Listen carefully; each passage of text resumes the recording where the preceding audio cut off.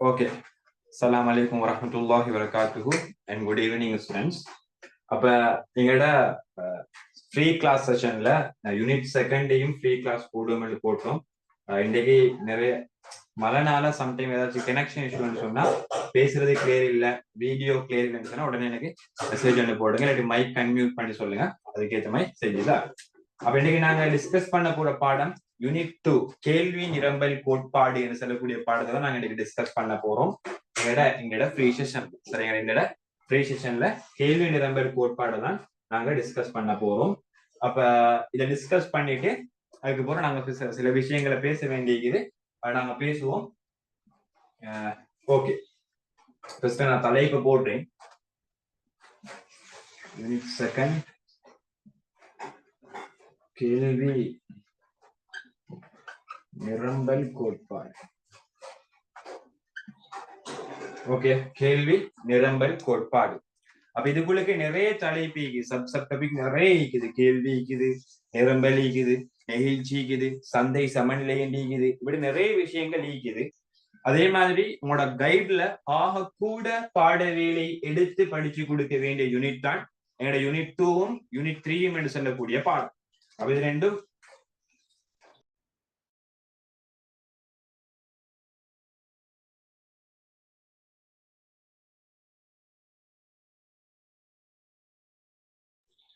Okay சரியா. அப்ப unit 2வும் unit 3யும் தான் ஆக கூட பாட வேலை எடுத்து படிச்சு கொடுக்க வேண்டிய யூனிட். அப்ப நாங்க அந்த யூனிட் தான் இன்னைக்கு டிஸ்கஸ் பண்ண எடுத்திக்கிறோம். அப்ப இதுல நிறைய நோட்ஸ், நிறைய பிராக்டிகல் எக்ஸாம்பிள், நிறைய மேத்தமெட்டிக்கல் எக்ஸாம்பிள் எல்லாமே இன்க்ளூட் பண்ணின ஒரு ஈஸியா ஃபுல் மார்க்ஸையும் எடுக்கலுமான ஒரு டாபிக் என்று சொன்னா உங்களோட கிரேட் 12ல இருக்கிற ஆக பெரிய டாபிக் இதுதான். கிட்டத்தட்ட இந்த 2வது யூனிட்டையும் 3வது யூனிட்டையும் மட்டும் படிச்சா உங்களுக்கு 35 மார்க்ஸ் ஏர்ன் பண்ணி ஜஸ்ட் 2 பாடத்தை மட்டும் படிச்சு உங்களுக்கு எஸ்என்னு சொல்லக்கூடிய ரிசல்ட்ஸுக்கு புகையிலும் இதுல நீங்க பெர்ஃபெக்டா இருந்திருந்தா. இந்த மாதிரி பாடத்துல நிறைய பேர் மார்க்ஸ் ஏர்ன் பண்ணுவாங்க. ரீசன் என்னன்னா கிட்டத்தட்ட 35 சிலவங்க 30க்கு மேல நிறைய பேர் ஏர்ன் பண்ணுவாங்க. ரீசன் என்ன சொன்னா இது ஃபர்ஸ்ட் இயர்லயே உங்களுக்கு படிச்சு தரக்கூடிய பாடம். அதாவது 2026 எக்ஸாம் செய்யறவங்க இது படிச்சுப்பீங்க, நிறைய இடத்துல படிச்சுப்பீங்க, நிறைய ரிவிஷன் செஞ்சுப்பீங்க. அதனால பெரிய அளவு ரிவிஷனுக்கு டைம், பெரிய அளவு பிராக்டிகலுக்கு டைம், பெரிய அளவு செஞ்சு பாக்குறதுக்கு டைம் இதுல கூட கிடைக்கிறதுனால கூட மார்க்ஸ் ஏர்ன் பண்ண இயலுமான ஒரு பாடமா இந்த பாடம் எனக்கு இதுவரைக்கும் பேசப்படுது. சரியா. அப்ப இன்றைக்கு நாங்க அந்த பாடத்தை டிஸ்கஸ் பண்ண எடுக்கிறோம். நிறைய பேர்த்துக்கு டவுட் இருக்குது இந்த பாடத்துல, நிறைய பேர்த்துக்கு கிளியர் இல்லாத பாட்டு இருக்குது. அது எல்லாத்தையும் கிளியர் பண்ணக்கூடிய செஷன் தான் இன்றைக்கு நாங்க ஸ்டார்ட் பண்ணிக்கிறோம். சரியா. யூனிட் 2 கேள்வி நிரம்பல் கோட்பாடு என்று சொல்லக்கூடிய பாடம். அப்ப இதுல நாங்க ஃபர்ஸ்ட் கேள்வி என்று சொல்லக்கூடிய கான்செப்டை பேசிட்டு வருவோம். கேள்வி என்று சொல்லக்கூடிய கான்செப்டை பேசிட்டு வருவோம். இப்ப கேள்வின்னு சொன்னா என்னண்டா, இப்ப நானும் என்ன செய்யணும், உயிர் வாழணும். அதுதானே ஆசை.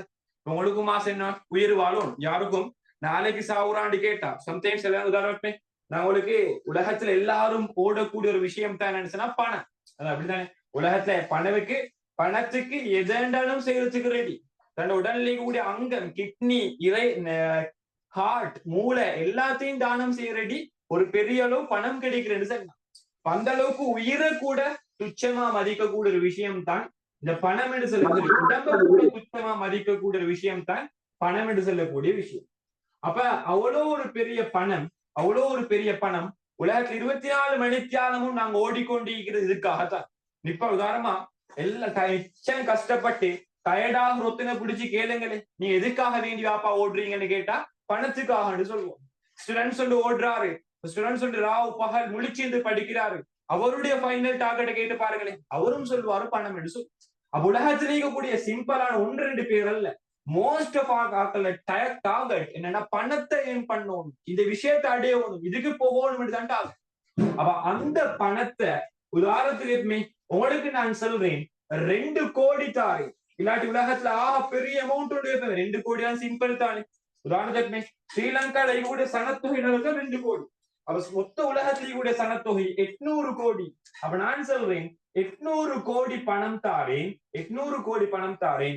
ஆனா நாளைக்கு மார்னிங்க்கு உங்க 2 கண்ணையும், ஒரு மூளையையும், ஒரு ஹார்ட்டையும், 2 கிட்னியையும் தரணும் என்று சொல்றோம். அப்ப சிம்பிளா மொத்த உடம்புல மெயின் பார்ட்ஸ தானம் செய்யும் என்று சொல்றான். 800 கோடிக்காரை அதற்கு பகரமாக என்று சொல்றாரு.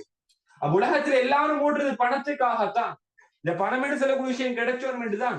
800 கோடிய சாதாரணமா எங்களையும் உங்களையும் போல ஸ்டூடெண்ட்ஸ் உண்டுக்கு சாதாரணமா ஒரு எஜுகேஷனல் பாத்ல போகக்கூடியவங்களுக்கு 800 கோடின்னு சொல்லி ஒரு கனவு மாதிரி தயக்கும். அப்ப அவ்வளவு பெரிய ஒரு அமௌண்ட் ஜஸ்ட் ஒரு வித்தின் 2 hours 3 ஹவர்ஸுக்குள்ளே கிடைக்க போகுது. ஆனா என்னத்தை எதிர்பார்க்கிறான்? உங்ககிட்ட இருந்து உங்களோட உடம்போட பார்ட்ஸ் எதிர்பார்க்கிறான். ஆனா நீங்க என்ன செய்வீங்க? 800 கோடியில ராஜா மொத்த உலகத்துல பணத்தை என்ன முன்னுக்கு கொஞ்சம் சமர்ப்பணம் செஞ்சாலும் நான் என்ன செய்யறேன்ல ஏண்ட உடம்புட கிட்னிய மூளைய ஹார்ட்ட தாரத்துக்கு ரெடி. இதையும் விட முக்கியம் அது. இதையும் விட முக்கியம் உயிர். இந்த விஷயத்தை எப்பயாச்சும் சம்பாரிச்சு கொள்ளையும் ஏதாச்சும் ஒரு வேலை செஞ்சு சம்பாரிச்சு கொள்ளையும். ஆனா உயிர் போனேன்னு சொன்னா அடுத்த நொடியே எல்லா கன்செப்டும் 800 கோடி பயணம் கூட எடுக்க இயலாம். என்ன சொல்லிட்டு என்ன செய்வீங்க? உயிருக்கு எதிராக 800 கோடி பெரிசை அல்லன்னு சொல்லிட்டு நீங்க ரிஜெக்ட் பண்ணி போடுவீங்க. அப்ப அப்படிப்பட்ட உயிர் தொடர்ச்சியாக ஈக்கணும் வேண்டாம். அப்படிப்பட்ட உயிர் தொடர்ச்சியாக வாழணும் வேண்டாம். தொடர்ச்சியாக சந்தையில இல்லாட்டி தொடர்ச்சியாக சூழல்ல நிலைச்சிக்கணும் வேண்டாம். அவங்களோட தேவைகள் என்று சொல்லக்கூடிய விஷயம் கம்ப்ளீட் ஆகும். கட்டாயம் நோட் பண்ணுங்க. தேவைகள் சொல்லக்கூடிய விஷயம் கம்ப்ளீட் ஆகும்.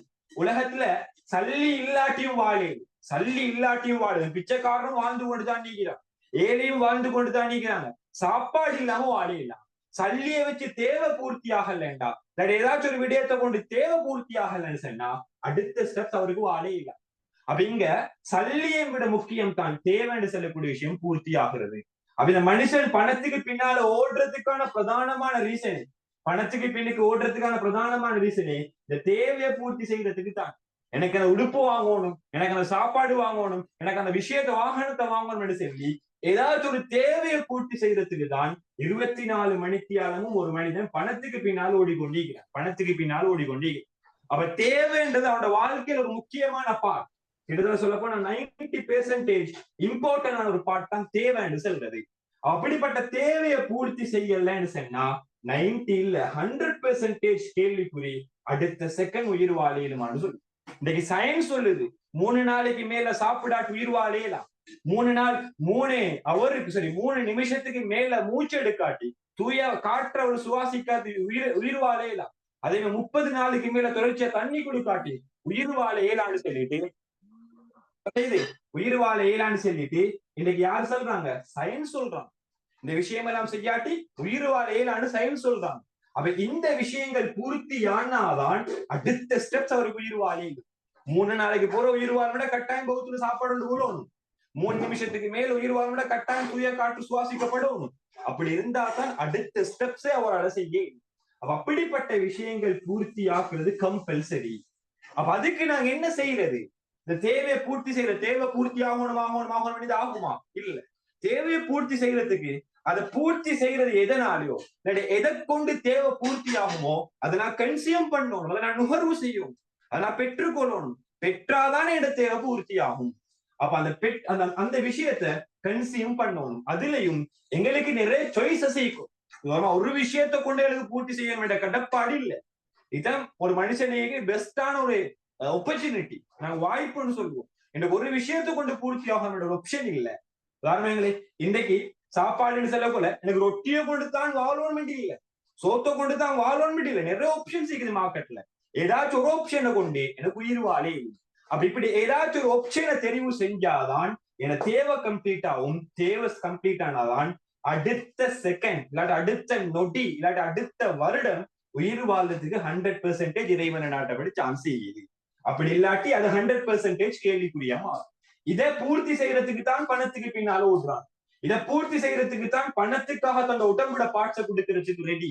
இதை பூர்த்தி செய்யறதுக்கு தான் தன்னோட உடம்பையை கொடுக்கறதுக்கு ரெடி, தன்னோட மூளையை கொடுக்கறதுக்கு ரெடி, தன்னோட டைமை கொடுக்கறதுக்கு ரெடி, தன்னோட ஆரோக்கியத்தை கூட கொடுக்கறதுக்கு ரெடி. இத பணம் ஓடும். ஏன் பணம் ஓடும்? தேவையை பூர்த்தி செய்யறதுக்கு. அப்ப தேவையை பூர்த்தி செய்யறது எனக்கு நிறைய ஆப்ஷன்ஸ் இருக்கும். அதுல நான் ஆப்ஷன்ஸ் ஒன்று தெரிவு செஞ்சா அதுக்குத்தான் நாங்க சொல்லுவோம் விருப்பம் என்று சொல்லுவோம். அதுக்குத்தான் நாங்க சொல்லுவோம் விருப்பம் என்று சொல்றோம். என் விருப்பமான ஒன்றை நான் என்ன செய்யணும்? பெற்றுக்கொள்ளணும். அப்பதான் தேவை பூர்த்தி ஆகும். விருப்பமான ஏதாச்சும் கன்சியூம் பண்ணணும், நுகர்வு செய்யணும். அப்பதான் என்னோட தேவை பூர்த்தி ஆகும். அப்ப அந்த நுகர்வு செய்யற அளவுக்கு தான் நாங்க சொல்லுவோம் கேள்வி என்று சொல்லுவோம். நுகர்வு செய்யற அளவு, நாங்க எவ்வளவு நுகர்வு செய்யறோம், எந்த அளவு நுகர்வு செய்கிறோம் என்றதுதான் நாங்க சொல்றோம் கேள்வி சொல்றோம். இதை சிம்பிளா விளங்கிடுங்க. இப்ப எனக்கு ராவு பசி நேரமே இரவு நேரத்துல பொதுவா எல்லாத்துக்குமே பசியோ சாப்பாடு கட்டாயம் திண்டே ஆகும். அப்ப சாப்பாடு நான் 3 நாள் தின்னாடி 4 நாள் உயிர் வாழ்றது கேள்விக்குறி, 100% கேள்விக்குறி. அப்ப இதை பூர்த்தி செய்யறதுக்காக வேண்டி நான் சாப்பாடு தேடி தேடி என்ன செய்யறேன், ஏதாச்சும் ஒரு சாப்பாடை தெரிவு செய்யும். இடியப்பல தெரிவு செஞ்சிருக்கேன். அப்ப நான் முடிவெடுக்கிறேன், இன்னைக்கு நைட்டுக்கு நான் நாளைக்கு மார்னிங் உயிர் வாழணும், இன்னைக்கு நைட்டுக்கு தேவை கம்ப்ளீட் ஆகணும் இறைவன் நாட்டப்படி. அப்ப இந்த நான் என்ன தேவையை பூர்த்தி செய்யறதுக்கு நான் இடியப்பம் என்ற விஷயத்தை கொள்வனவு செய்வேன் என்று நான் முடிவுக்கு வாழும். இப்ப ரெண்டாவது இது முதலாவது டிசிஷன். இப்ப நீங்க முதலாவது தீர்மானம் எடுத்தாச்சு. ரெண்டாவது தீர்மானம் எடுக்கணும், எவ்வளவு இடியாப்பம் எடுக்கணும் என் வாழ்க்கையை பூர்த்தி செய்யறதுக்கு, என்னோட தேவையை பூர்த்தி செய்யறதுக்கு, என் வாழ்வு உறுதித்தன்மை பேன்றதுக்கு எவ்வளவு இடியாப்பம் கொள்வனவு செய்யணும் என்ற டிசிஷனுக்கு வரும். மெயினா அந்த அளவு நல்லா வச்சுக்கோங்க, அந்த அளவு டிபெண்ட் ஆகிக்குது நிறைய காரணியை அடிப்படையாக கொண்டு. நான் என்னடா இந்த இடியாப்பம் எடுத்து செல்லக்கூடிய அளவு 10ஆகவும் கேடும், 15ஆகவும் கேடும், 25ஆகவும் கேடும், 50ஆகவும் கேடும். இந்த அளவுகள் டிபெண்ட், இந்த அளவுகள் மாறுறதுக்கு நிறைய காரணி நாங்க பின்னால பேசுவோம் என்ன காரணின்னு சொல்லி. அப்ப எப்படியோ ஏதாச்சும் ஒரு அளவை கொண்டுதான் என தேவை பூர்த்தியாகணும். அப்ப நான் ஏதாச்சும் ஒரு அளவை வச்சு பூர்த்தி ஆக்குறேன்டா அந்த அளவுக்கு நாங்க சிம்பிளா சொல்ற வேட் தான் கேள்வின்னு சொல்லுவோம். கேள்வி அந்த அளவுக்கு நீங்க சிம்பிளா சொல்ற வேட் தான் கேள்வி, இதைத்தான் கேள்வின்னு சொல்லுவோம். அவ கேள்வி என்ன விஷயம் உருவாகணும் என்ற என்ன விஷயம் தேவை, அங்க தேவை என்று சொல்லக்கூடிய கட்டாயமான பண்பு தேவை. இந்த தேவை இல்லாட்டி கேள்வி என்ற விஷயம் உருவாகாது. தேவை இல்லாட்டி கேள்வி என்ற விஷயம் உருவாகாது. அதுலயே முக்கியமா நல்லா இந்த கேள்வி சொல்லக்கூடிய கன்செப்ட் யாருக்கு படிக்கிறோமேண்டா பகுத்தறிவு உள்ள ஆக்களுக்கு தான் படிக்கிறோம். பகுத்தறிவு நல்லா வச்சுக்கோங்க. பகுத்தறிவு சிலவனுக்கு 6 அறிவு வீக்குது, ஆனா பகுத்தறிவு இல்லை. 6 அறிவு இந்த கட்டாயம் பகுத்தறிவு வீக்கும், ஆனா யூஸ் பண்றான்னு இல்ல. அவ பகுத்தறிவு வீக்கக்கூடியவங்களுக்கு தான் இந்த கேள்வியில் செல்லக்கூடிய கன்செப்ட உங்களோட கையில போட்டிக்கிறான். அதாவது யூஸ் பண்ணோடும். எதுக்கு நான் அப்படி சொல்றேன்டா, அதுல முக்கியமான விஷயம் என்னென்ன, பகுத்தறிவு உள்ளவன் தான் கேள்வி கேட்பான் எப்ப தேவையான விஷயம் வரக்கொள்ள. ஒரு விஷயத்துக்கு தேவை இல்லாட்டி அவன் கேள்வி கேட்கறது இல்ல. ஒரு விஷயம் தேவை இல்லாட்டி அவன் வாங்குறது இல்ல. எது வரைக்கும் அவன் பகுத்தறிவாளனா ஈக்கும் வரைக்கும் தான். அவனுக்கு பகுத்தறிவு விஷயம் இல்லாட்டி, சிந்தித்து செயல்படக்கூடிய மூளை இல்லாட்டி தேவையில்லை எல்லாத்தையுமே வாங்கி போட்டு உணர்வான். அதனாலதான் நீங்க கேள்வியில கட்டாயம் நீங்க நோட் அவுட் பண்ணி சொல்லணும். பாயிண்ட் ஒவ்வொன்றிலையும் இந்த கேள்வின்னு சொல்லக்கூடிய விஷயம் டிஸ்கஸ் பண்றது யாருக்குண்டா பகுத்தறிவு உள்ள நுகர்வோருக்கு, 6 அறிவு கொண்டவர்கள் தான் இந்த கேள்வியின் விஷயம் டிஸ்கஸ் பண்ற. சரியா? அப்ப தேவையான விஷயத்த மட்டும்தான் அவன் வாங்குவோம். ஜஸ்ட் திங்க் பண்ணி பாருங்க.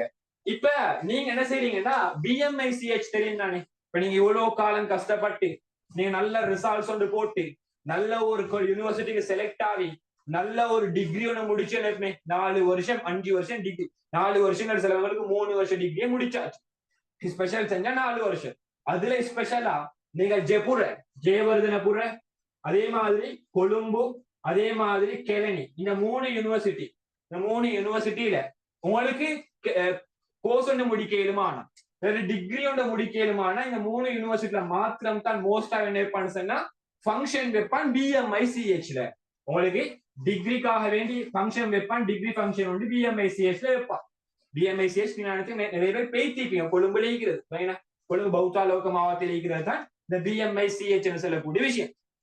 அப்ப இந்த BMICHல மோஸ்டானவங்களுக்கு தெரியும் தான் வருஷத்துக்கு ஒருக்கா இல்லாட்டி அடிக்கடி என்ன செய்வோம்னா புக் சேல் போடுவான். அதாவது புக்ஸ் எக்ஸிபிஷன் சொல்லுவோம். உதாரணம் நீங்க ஸ்கூல்ல போகல நிறைய எக்ஸிபிஷன் கண்டிப்பீங்களே, சயின்ஸ் எக்ஸிபிஷன், மெக்ஸ் எக்ஸிபிஷன், அப்படி நிறைய எக்ஸிபிஷன் கண்டிப்பீங்க. எக்ஸிபிஷன் என்ன வித்தியாசமான ஐட்டம் அங்கே இருக்கும், அதுதான் எக்ஸிபிஷன் சொல்லுவோம். அப்படி இங்க புக்ஸ் எக்ஸிபிஷன் நடக்குவான், பலது புக் சேல் போடுவான். அப்படின்னா பிரபலமான புக்ஸ் நிறைய வெரைட்டியான புக்ஸ உங்களுக்கு ஒவ்வொரு விலையில பெற்றுக்கொள்ளக்கூடிய மாதிரி புக் சேல் போடுவோம். சம்டைம் அந்த புக்கை தேடினா எங்கேயுமே கிடைக்காது, ஆனா அந்த புக் சேலுக்குள்ள வைத்தா அப்படிப்பட்ட புக்கையும் எங்களுக்கு எடுத்துட்டு வரையிடும், அப்படிப்பட்ட புக்கையும் எங்களுக்கு எடுத்துட்டு வரையும். அப்ப நீங்க அந்த புக் சேலுக்கு போறீங்க, சும்மா திங்க் பண்ணி பாருங்க இந்த கன்செப்ட. நீங்க அந்த புக் சேலுக்கு போறீங்க, நீங்க என்டர் ஆனடிக்கு உங்களோட கண்ணுல இது படுது ஒரு பசந்தான ஒரு புக்லெட்.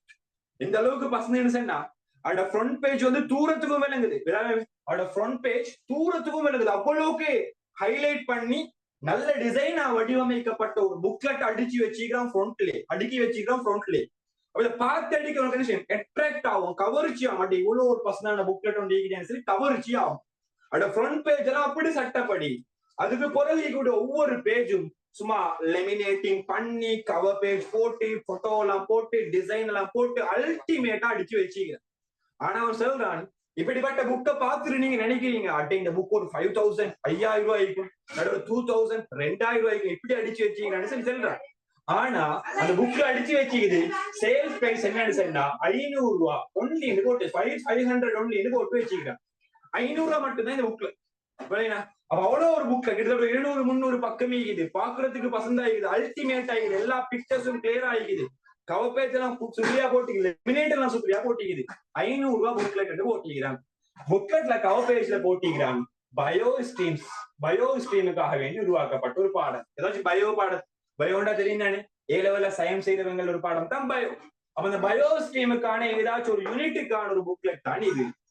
ஆனா நீங்க எந்த ஸ்டூடெண்ட்ஸ்? Commerce students. நீங்க காமர்ஸ் ஸ்டூடெண்ட்ஸ். அப்ப நீங்க போறீங்க, இந்த புக்லெட் 500 விற்கப்படுது, இவ்வளவு அழகா கவர் பேஜ் போடப்பட்டிருக்குது. ஆனா உங்களோட வீட்டிலேயோ இல்லாட்டி நீங்களோ உங்களுக்கு தெரிஞ்ச யாருமோ பயோ செய்தவங்க இல்ல. அப்ப உங்களுக்கு தெளிவா விளங்குது அது 500 ரூபாய்க்கு பட்ட லாபம். இவ்வளவு பர்சன்டான புக் 500 ரூபாய் கிடைக்கிறல்ல. ஆனா 500 ரூபாய் கிடைக்கிறல்ல செல்லத்துக்கு நீங்க காமர்ஸ் ஸ்டூடெண்ட் ஆகி கூட நீங்க எடுப்பீங்களா இந்த புக்லெட்ட? எடுப்பீங்களா? யாராவது சொல்லுங்க, எடுப்பீங்களா நீங்க புக்லெட்ட? 500 ரூபாய் கொடுக்குறானே, அப்படியே ஃப்ரண்ட் பேஜ் எல்லாம் சட்டப்படி ஆகிக்குது, கவர் பேஜ் எல்லாம் சட்டப்படி ஆகிக்குது, எல்லா பேஜும் சட்டப்படியா லெமினேட் எல்லாம் பண்ணி வச்சுக்கிறானே, நீங்க எடுப்பீங்களா? இல்ல, எடுக்கிறல்ல, ஒரு நாளும் எடுக்கிறல்ல. எடுக்கிறல்லன்னு சொன்னா இந்த பண்டம் உங்களுக்கு தேவையில்லை. அது எவ்வளவு ஃப்ரீயா தந்தாலும் வேலை இல்ல, தேவையில்லை. இப்ப இந்த இடத்துல நீங்க பகுத்தறிவை யூஸ் பண்றீங்க, நீங்க டிசிஷன் மேக்கிங் பண்றீங்க, இது எனக்கு தேவையில்லாத வேலை.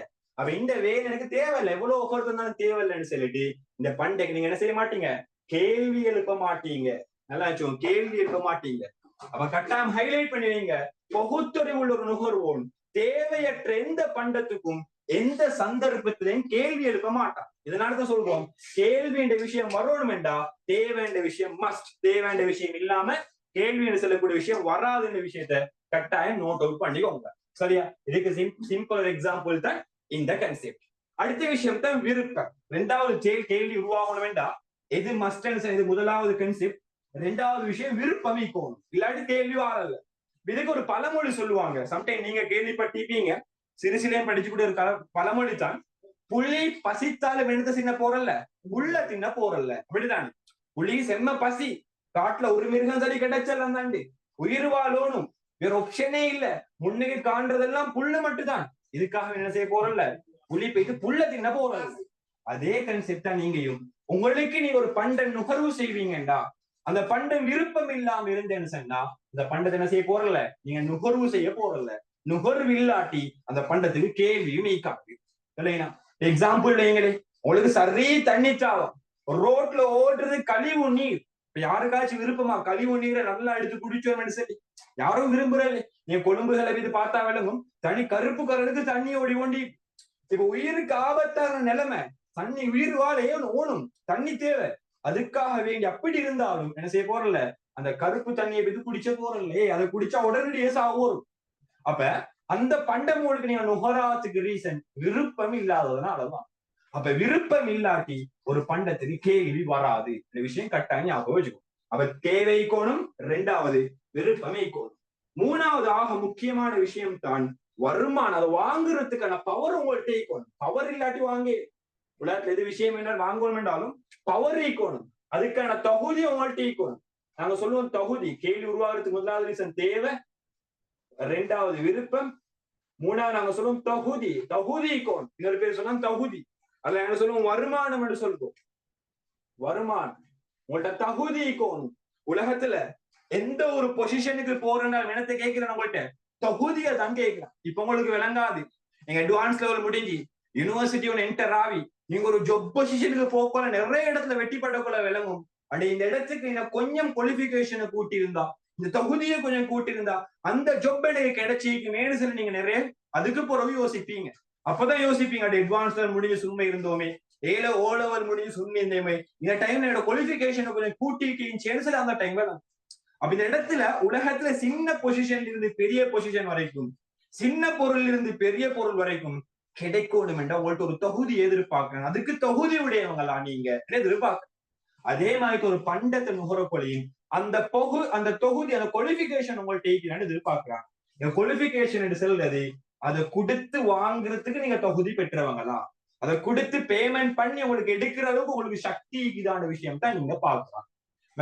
நல்லா அனுபவிச்சவங்க ஒரு பண்டத்துக்கு எவ்வளவு தான் தேவை இருந்தாலும் எவ்வளவு தான் விருப்பம் இருந்தாலும் அது தேவை விருப்பம் ரெண்டு நாளையும் ஒரு நாளும் கேள்வி கிரியேட் ஆகும். ஒரு தடவை மாடல் பேப்பர் எம்சிக்யூல மாடல் பேப்பர் பார்ட் 2 கொஸ்டின்ல கேட்டு வந்திருந்தாங்க. என்னன்னு சொன்னா விருப்பங்கள் எல்லாம் கேள்வியாகுமான்னு கேட்டிருந்தாங்க. விருப்பங்கள் எல்லாம் கேள்வியாகுமான்னு ஒரு கேள்வி கேட்டிருந்தாங்க. விருப்பம் எல்லாம் கேள்வியாகுமான்னு கேட்டிருந்தாங்க. அப்ப இதுக்கு யாராச்சும் ஆன்சர் பண்ணுங்க, விருப்பம் எல்லாம் கேள்வி ஆகுமான்னு சொல்லி. அதுக்கப்புறம் அவ்வளவு எக்ஸ்பிளைன் பண்ற அந்த கான்செப்ட. விருப்பம் எல்லாம் கேள்வி ஆகுமா? நோ, ஒரு நாளும் என்ன செய்ய போறல்ல, விருப்பம் எல்லாம் கேள்வி ஆகுறல்ல. விருப்பம் வைக்கிறதுக்கு ரீசன் தேவை கொள்ளாட்டி விருப்பம் வாரல்ல. ஆனா மூணாவது கான்செப்ட் விருப்பம் இந்த படியால அதை எனக்கு வாங்க கேள்வின்னு சொல்லி வாங்குறது. இந்த 15 எப்போதோ வாங்குறது, அதுக்குதான் கேள்வின்னு சொல்லுவோம். அப்ப விருப்பம் நீக்கப்படியால வாங்க இயலாம். எக்ஸாம்பிள் எனக்கும் ஆசை என்ன பிளைட் ஒன்று வாங்கணும், எனக்கும் ஆசை என்ன கப்பல் ஒன்று வாங்கணும், இதுக்காக வேண்டி வாங்க இயலுமா? இல்ல.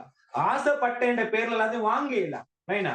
அதான் பாட்டு ஆசைப்பட்ட எல்லாத்தையும் அடையிறதுக்கு காசு ஒண்ணுன்னு சொல்லி அது மாதிரி சரியா? அப்ப ஆசைப்பட்ட எல்லா விஷயத்தையும் அடையணும் வேண்டாம். இந்த காசு இந்த விஷயம் மஸ்ட் உங்கள்ட்ட எதிர்பார்க்கிற தகுதி காசு.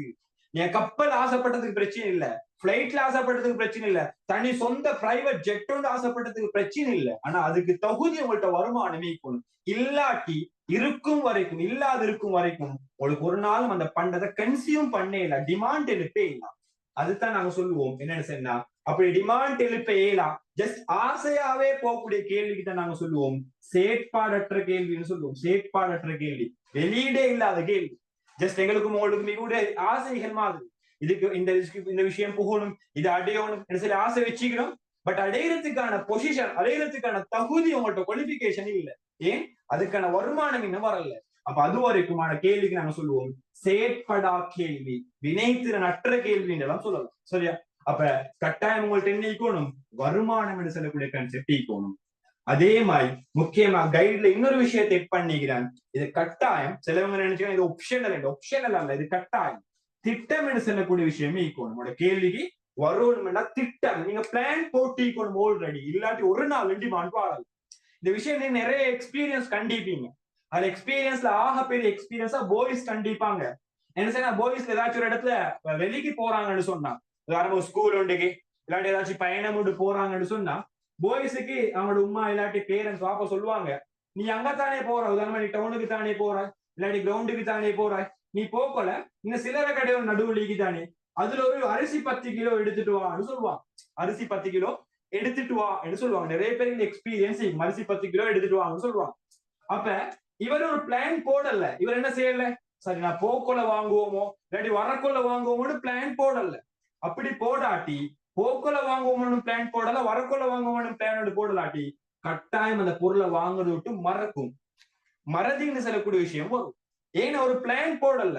ஒரு பிளான் போட்டீங்கன்னா அந்த இடத்துல ஒரு செயற்பாடு நடந்திருக்கும். ஆனா பிளான் போடாட்டி மறதின்னு சொல்லக்கூடிய விஷயம் வரும். இதே மாதிரி சிம்பிள் எக்ஸாம்பிள் ஒன்று சொல்றேன். இப்ப நிறைய பேர் கொழும்பை விட தூரத்துலதான் நீக்கிறீங்க. இப்ப கொழும்பை விட தூரம் சட்ட எங்கட ஏரியா எடுத்த போனா கொழும்பை விட 144 கிலோமீட்டர் தாண்டி தான் நீக்குது பலாங்கோடன்னு சொல்லக்கூடிய ஏரியா. அப்ப இந்த ஏரியால பாஸ் பேப்பர் முதல் பேப்பர் எல்லாம் எடுக்கிறது கஷ்டம். ஏன்னா புக் ஹவுஸ் இங்க இல்ல. சரியா? புக் ஹவுஸ் இங்க குறவும். அப்ப அப்படிப்பட்ட ஏரியால இருந்து நாங்க புக் எடுக்கிறோம் கொழும்புக்கு தான் போகணும். அப்ப எக்ஸாம்பிள் வைப்போம், ஒரு 30 பாஸ் பேப்பர் ஒன்று நான் அட்வான்ஸ் லெவல் செய்யற மாணவன் வைக்கிறேன். சரியா? எக்ஸாம்பிள் இந்த விஷயத்தை கன்செப்டை கிளியர் பண்றதுக்காக நினைக்கிறேன்.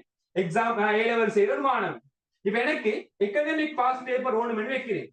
ஆனா நான் கொழும்புக்கு போறேன். உதாரணமா நாளைக்கு நாளாண்டி கொழும்பு போறேன். ஆனா நான் பிளான் ஒன்று போடல. இந்த டைம்ல போயிட்டு நான் ப்ராடக்ட வாங்குவோம் என்று சொல்லி பிளான் ஒன்று போடல. கொழும்புக்கு போயிட்டு பாஸ் பேப்பரை வாங்குவோம்னு சொல்லி பிளான் ஒன்று போடல. அப்படி போனா பிளான் ஒன்று போடாம போனா இந்த கேள்வி கட்டாயம் கிரியேட் ஆகாது, கேள்வி உருவாகாது.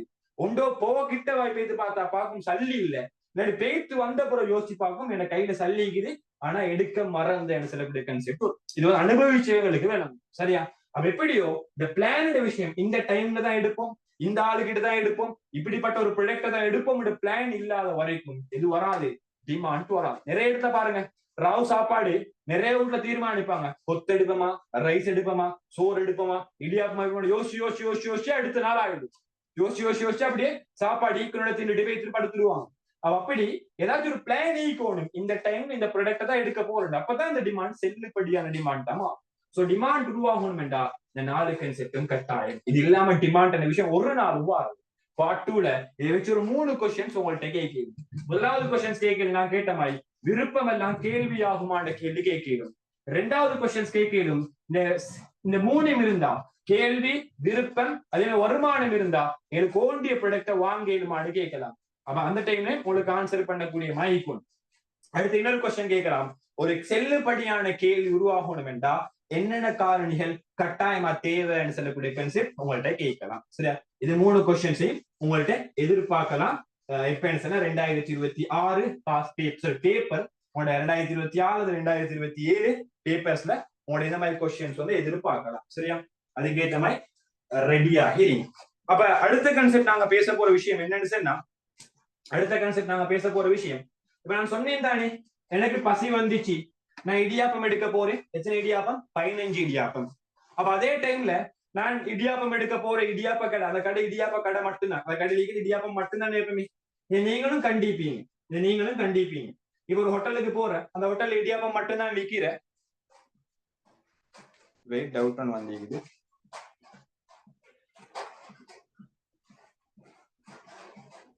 ஓ, இயலுமை, தகுதி எல்லாமே உண்டுதான். இயலுமை, தகுதி, அதே மாதிரி வருமானம், இதுக்கு நிறைய பேர் சொல்லணுமா? இந்த இந்த 3வது கான்செப்டுக்கு இயலுமை, தகுதி, அதே மாதிரி வருமானம், நிறைய கான்செப்ட் சொல்லுங்க. வருமானம் தான் சொல்லி சுட்டி காட்டக்கூடிய விஷயம். அதுக்குதான் நாங்க இன்னொரு வேற வேற பேர்களை யூஸ் பண்ணி எங்களுக்கு விளங்கப்படுத்தி. சரியா? இதுல தகுதின்னு சொன்னாலும் வருமானம் தான் சுட்டி காட்டுறான், இயலுமைன்னு சொன்னாலும் வருமானம் தான் சுட்டி காட்டுறான், வருமானம் என்று சொன்னாலும் கேள்வி உருவாக்குறதுக்கான வருமானம் தான் சுட்டி காட்டுறதை ஞாபகம் வச்சுக்கோங்க. சரியா?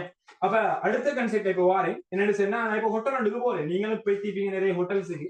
அப்ப எக்ஸாம்பிள் இந்த ஹோட்டல்ல விற்கிறது இடியாப்பம் மட்டும்தான், இந்த ஹோட்டல்ல விற்கிறது இடியாப்பம் மட்டும்தான் வைப்பான். அப்ப நான் என்ன செஞ்சேன், நைட்டுக்கு சாப்பாடு தேவை, சாப்பாடு எடுக்கிறதுக்கான பிளான் போட்ட விஷயம் இன்னைக்கு இடியாப்பம் தான் எடுக்கணும்னு சொல்லி பிளான போட்டாச்சு. அப்ப இடியாப்பம் எடுக்கிறதுக்கு நான் பிளான போட்டு இடியாப்பம் எடுக்கிறதுக்காகவே நான் மார்க்கெட்டுக்கு போறேன், இடியாப்பம் எடுக்கிறதுக்காக மார்க்கெட்டுக்கு போறேன். இப்ப நான் எத்தனை இடியாப்பம் ஆரம்பத்தை சொன்னேன்? 15 இடியாப்பம் தான் ஆரம்பத்தை சொன்னேன், அப்படித்தானே? அப்ப நான் பேசி பிளான் போட்டது 15 இடியாப்பம். சோ இடியாப்பா கடையில 15 இடியாப்பம் போட சொல்லி ஒரு ஓர்டரை போட்டுட்டு அவங்க இடியாப்பம் சுட காட்டு மீது இடியாப்பத்தை எடுத்துட்டு வந்து, அதே டைம்ல 3 கஸ்டமர் வந்தாரு. ஞாபகம் வச்சுக்கோங்க இந்த கதையை. 3 கஸ்டமர் வந்தாரு. முதலாவது கஸ்டமர் ஏ, 2வது கஸ்டமர் பி, 3வது கஸ்டமர் சி. ஆனா 3 கஸ்டமரும் 15 கேட்கல. இப்ப நான் 15 கேட்டேன், எனக்கு பசின்னு நான் 15 கேட்டேன். ஆனா ஏக்கும் பசியினாலதான் அவரும் மார்க்கெட்டுக்கு வந்திருக்கிறாரு, அவரும் சாப்பாடு தேவைனாலதான் அவரும் இடியாப்பம் எடுக்க வந்திருக்கிறாரு. ஆனா அவர் 15 கேட்கல, அவர் 25 கேட்கிறாரு. பியும் அதே கான்செப்ட் தான், பியும் பசினாலதான் வந்தாரு, இல்லாட்டி ருசினாலேயோ இல்லாட்டி ஈசோனுனாலேயோ வரல. அவருக்கு பசி, ராவுக்கு சாப்பாடு தேவை, அதுக்காக வேண்டி பியும் மார்க்கெட்டுக்கு வந்து இடியாப்பம் எடுக்கிறாரு. ஆனா அவர் எடுத்தது 10 இடியாப்பம், அவர் எடுத்தது 10 இடியாப்பம். அதே மாதிரி சின்னு சொல்லக்கூடிய ஆள், சின்னு சொல்லக்கூடிய கான்செப்ட் எடுத்தா அவருக்கும் அதே கான்செப்ட், பசியினால தான் மார்க்கெட்டுக்கு வந்தாரு, சாப்பாடு இடியாப்பம் கேட்கிறாரு, ஆனா இடியாப்பம் எடுத்தது 12 இடியாப்பம்.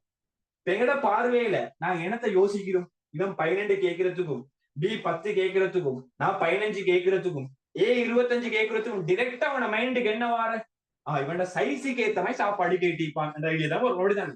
ஏ வந்து கொஞ்சம் ஹர்க் மாதிரி சைஸ்ல இருப்பான், 25 இடியாப்பம் கேட்கிறானா இருக்கும். பி சாதாரண 15 சாதாரண சைஸ் 15. உதாரணமா பி என்று சொல்றால் காத்து வந்தா பறக்கிற மாதிரி ஈக்காய்க்கும், அதுதான் 10 இடியாப்பம் கேட்கிறாய்க்கும். நீங்க பிளான் வந்து போட்டு உங்களோட மைண்ட் செட் அப்படிதான் வண்டிக்கு முடியும். சி என்று சொல்றால் கொஞ்சம் மிடில் லெவல் ஈக்காய்க்கும், அதனாலதான் உங்களுக்கு 12 இடியாப்பம் ஷேப்ல போதுமாயிக்கும் என்று ஒரு ஐடியா உங்களுக்கு வந்திருக்கும். ஆனா நல்லா வச்சுக்கோங்க, ஒருத்தரோட சைஸை வச்சு மட்டும் டிமாண்ட் தீர்மானம் ஆகுறல்ல, சைஸை வச்சு மட்டும் டிமாண்ட் தீர்மானம் ஆகுறல்ல. டிமாண்ட் என்ற தீர்மானம் ஆகுறது, நல்லா வச்சுக்கோங்க, டிமாண்ட் என்ற விஷயம் தீர்மானம் ஆகுறது, நாங்க வாங்குற அளவு தீர்மானம் ஆகுறது எங்களுக்கு தேவையான அளவு மட்டும் பேஸ் பண்ணி அல்ல, நிறைய காரணத்தை பேஸ் பண்ணிதான். வேணா இது இவருக்கு தேவையானதை 25 நாள் இவர் கேட்டிக்கிறாரு, எனக்கு தேவையான 15 நாளா கேட்டிக்கிறாரு, நான் பிக்கு 10 தேவையானதா 10 கேட்டிக்கிறாரு, சி 12 தேவையானத 12 கேட்டிக்கிறாரு. ஆனா இந்த தேவைன்னு சொல்லக்கூடிய கன்செப்டையும் அல்லது நான் வாங்கினேன்னு சொல்லக்கூடிய இந்த கேள்வியும் தீர்மானிக்கிறதுக்கு ஏக்கு வேற வேறமாய் இம்பெக்ட் ஆகிக்குது, பிக்கு வேற வேறமாய் இம்பெக்ட் ஆகிக்குது, சிக்கு வேற வேறமாய் இம்பெக்ட் ஆகிக்குது, வசீர் எனக்கு வேற வேறமாய் இம்பெக்ட் ஆகிக்குது. இம்பெக்ட் சொன்னா அவருக்கு வேறமா எஃபெக்ட் ஆகிக்குது, அவருக்கு தொழிற்பட்டிருக்கிற கேள்வி தீர்மானிக்கிற காரணம் வித்தியாசமா இருக்கு, எனக்கு வித்தியாசமான காரணம். அப்படி ஒவ்வொரு காரனுடைய மாற்றத்தாலையும் தான் நான் வாங்குறதுக்கு அளவு தீர்மானித்தது மாற்றம் அடைஞ்சிக்குது. விலங்காட்டி திருப்பி நான் சொல்றேன் கேட்டுக்கோங்க சரியா. ஏ என்று செல்லக்கூடிய ஆளும் இந்த அதாவது டபிள்யூ என்று செல்லக்கூடிய ஆளும், பி என்று செல்லக்கூடிய ஆளும், சி என்று செல்லக்கூடிய ஆளும் வேற வேற வேற அளவு கேட்கறதுக்கு ரீசன் அவங்களோட வேற வேற வேற அளவான தேவைகள் தான்.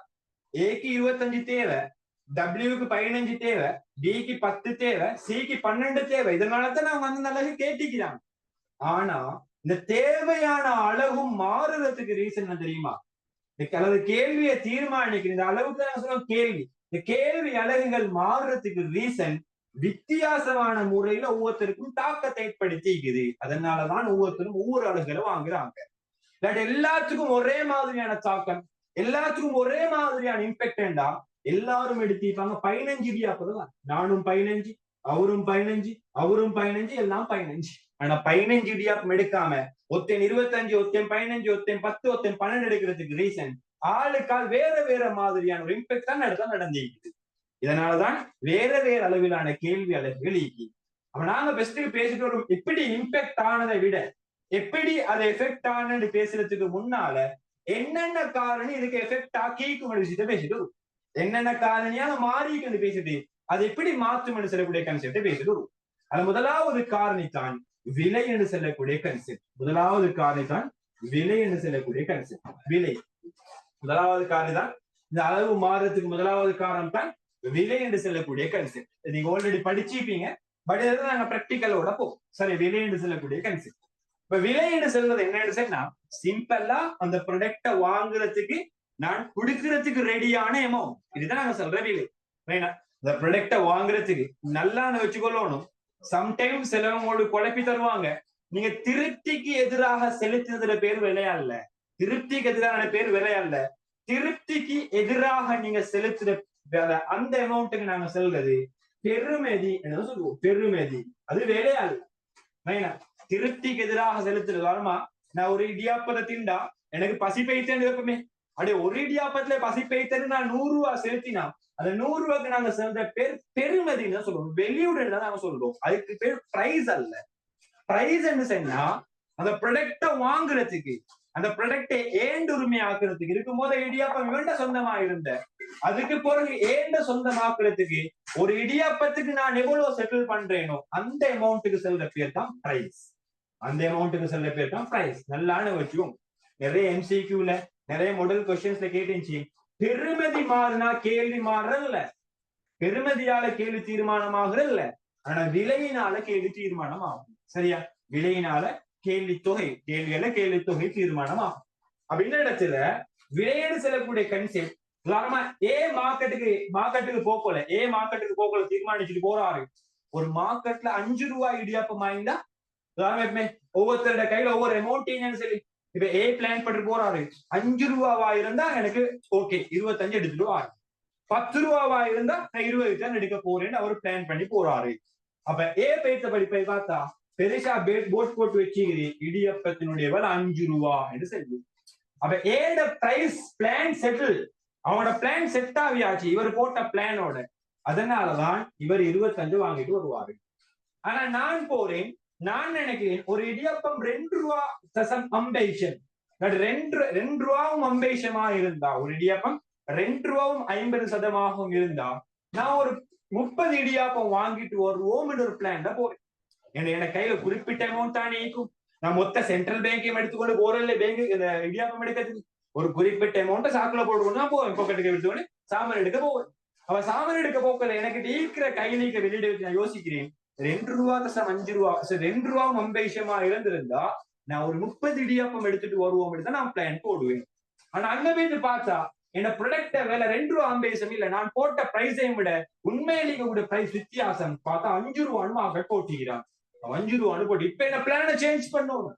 பிளான் ஏல இருந்திருந்தா பிளான் பிக்கு கன்வெர்ட் ஆகும். இப்ப கன்வெர்ட் ஆகுறேன், என்ன டிமாண்ட குறைக்கிறேன், 30 15 குறைக்கிறேன். அதனாலதான் நான் 15 வாங்கிக்கிறேன். சரியா? பிக்கும் அதே கன்செப்ட் தான்.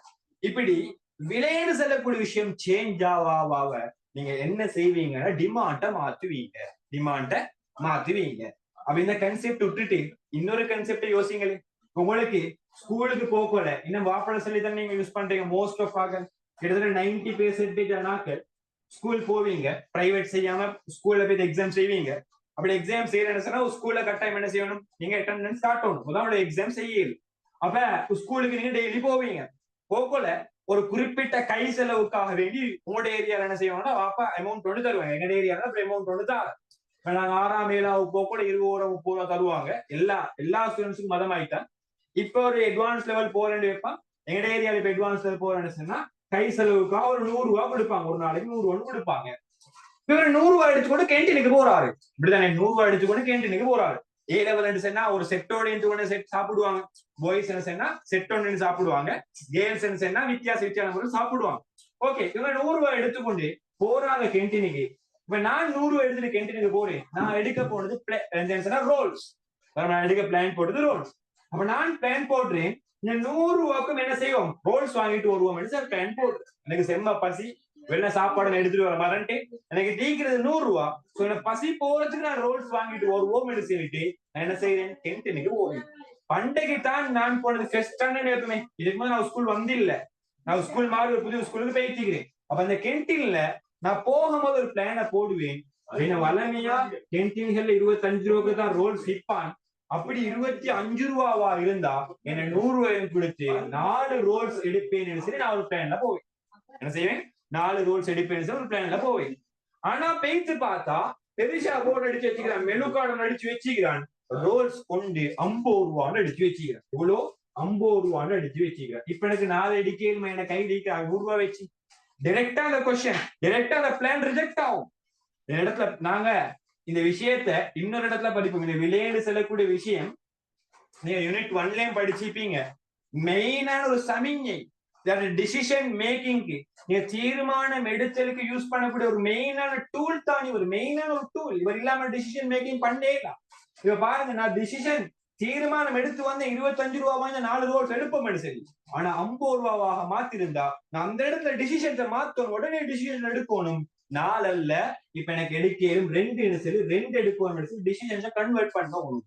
அப்ப அந்த டிசிஷனை மாத்துற ஒரு டூல், மார்க்கெட்ல இருக்கிற பவர்ஃபுல் ஒரு டூல் தான் இந்த விலைன்னு சொல்லக்கூடிய விஷயம்.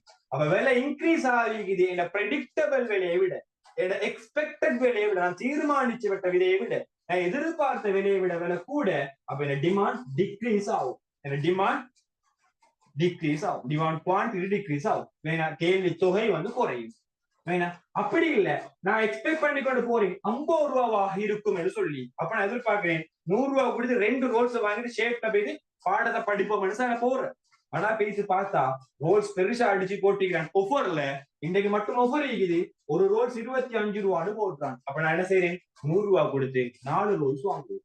அப்ப இங்க சிம்பிளான தியரி, ரோல்ஸ் விலை கூட போல நான் வாங்குறத குறைப்பேன். எனக்கு டீக்கிற கெப்பாசிட்டி குறிப்பிட்ட அளவு தான். ஆனா ரோல்ஸ் விட குறைய போல நான் வாங்குற அளவு கூட்டுவேன். எனக்கு டீக்கிற கெப்பாசிட்டி ஒரு குறிப்பிட்ட அளவுன்னு ஆக. அப்ப இதுதான் எங்க டிமாண்ட தீர்மானிக்கணும். நான் எத்தனை அளவு வாங்கணும், எவ்வளவு அழகு வாங்குறதுக்கு தகுதி பெற்றவன் என்றதை தீர்மானிக்கிற மெயின் ஃபேக்டர்ஸ் ஒன்றுதான் விலை என்று சொல்லக்கூடிய காரணி. 2வது காரணி தான் வருமானம் என்று சொல்லக்கூடிய காரணி. ஆனா நாங்க ஆல்ரெடி பார்த்தோம், விலைக்கும் கேள்வி தொகைக்கும் இடையிலான தொடர்பு எதிர்கணி. சரி, எதிர்கணி நீங்க நல்லா நினைச்சுக்கோங்க. ஒரு விலையினால நாங்க வாங்குற அமௌண்ட், இல்லாட்டி நாங்க கடையில போயிட்டு கேட்கிற அமௌண்ட் மாறினா அதுக்கு நாங்க சொல்றோம் கேள்வி தொகை மாற்றம் என்று சொல்லுவோம். டிமாண்ட் குவான்டிட்டி தான் மாறும், டிமாண்ட் மாறாது, கேள்வி மாறாது, கேள்வி தொகை தான் மாறும் என்றதை கட்டாயம் ஞாபகம் வச்சுக்கோங்க. ஒவ்வொரு பாயிண்ட்டும் முக்கியம். கேள்வி தொகை தான் மாறும் என்றதை கட்டாயம் ஞாபகம் வச்சுக்கோங்க. அதை நாங்க பின்னால பேசுவோம், பட் இந்த இடத்த ஞாபகம் வச்சுக்கோங்க. 2வது ஃபேக்டர்ஸ் தான் வருமானம் என்று சொல்லக்கூடிய ஃபேக்டர்ஸ். 2வது ஃபேக்டர்ஸ் தான் வருமானம். நான் சொன்னதான ஆல்ரெடி இந்த இடத்துல சொல்லினேன். சம்டைம் உங்கள்ட்ட கொஸ்டின்ஸை குழப்புற மாதிரி கேட்பான். வருமானம் இல்லாம எது வராது, கேள்வி வராது. அப்ப அதையும் வச்சு உங்கள்ட்ட கொஸ்டின்ஸ் கேட்கலும். சேம் டைம் எவ்வளவு நான் எடுக்கணும் எடுத்து தீர்மானிக்கிறது வருமானம் தான். உதாரணமா நான் ஒரு ப்ராடக்ட வாங்குறதுக்கு தகுதி பெற்றவனா இல்லையான்னு தீர்மானிக்கிற ஒரு காரணியும் வருமானம் தான்.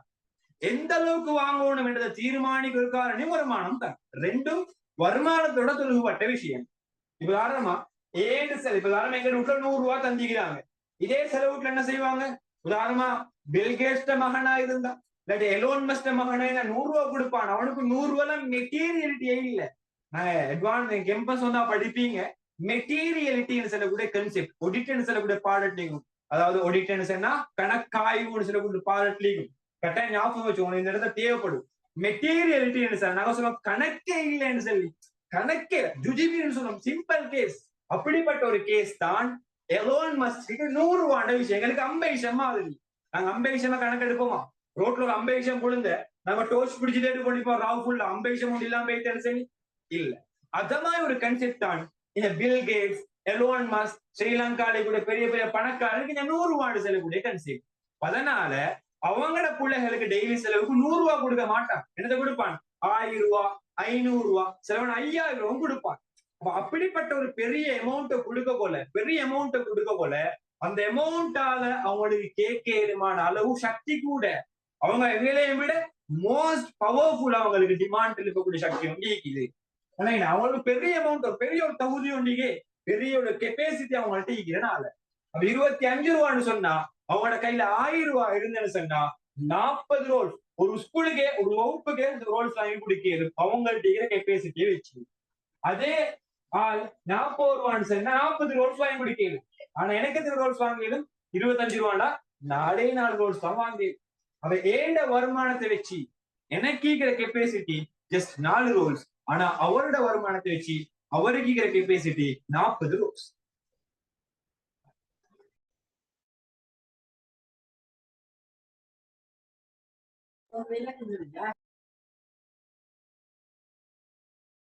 ஓகே, 40 ரோல்ஸ் அவருக்குரிய கெப்பாசிட்டி. ஆனா எனக்குரிய கெப்பாசிட்டி வச்சு 4 ரோல்ஸ் எடுக்கதான் எனக்கு. இதுதான் டிஃபரெண்டாக இருக்குது. 40 ரோல்ஸ் 4 ரோல்ஸ். அப்ப எடுக்க ஏழுமான கெப்பாசிட்டி தீர்மானிக்கிற காரணம் முதலாவது. 2வது காரணம் இல்ல, சரி வருமானம் கூட கொள்ள எனக்கு வாங்க இல்லைங்களா? அப்ப இந்த இடத்துலதான் அந்த மெட்டீரியலிட்டி கன்செப்ட் தீர்மானம் ஆகும். கணக்கே இல்லைன்னு சொல்லக்கூடிய விஷயம் இந்த இடத்துலயும் தீர்மானமாகும் என்றதை கட்டாயம் ஞாபகம் வச்சுக்கோங்க. சரியா? இதுதான் 2வது செக்டர். சரியா? 3வது செக்டர், இவங்க 3 பேரும் 3 அலகு வாங்குறதுக்கான ரீசன். 3வது செக்டர் தொடர்புடைய பண்டவியல். என்ன சொல்லுவோம்? தொடர்புடைய பண்டவியல். இந்த கன்செப்டை பேசி நாங்க அடுத்த முக்கியமான ஒரு கன்செப்டுக்கு போவோம். தொடர்புடைய பண்டவியலா இது உள்ளுக்கு 2 கன்செப்ட். முதலாவது கன்செப்ட் இணைப்பு பண்டவியல, இதெல்லாம் நீங்க படிச்சிருப்பீங்க, பட் கொஞ்சம் பிராக்டிகலோட போகும். 2வது தான் என்னன்னு சொன்னா பதிலீட்டு பண்டவியல்.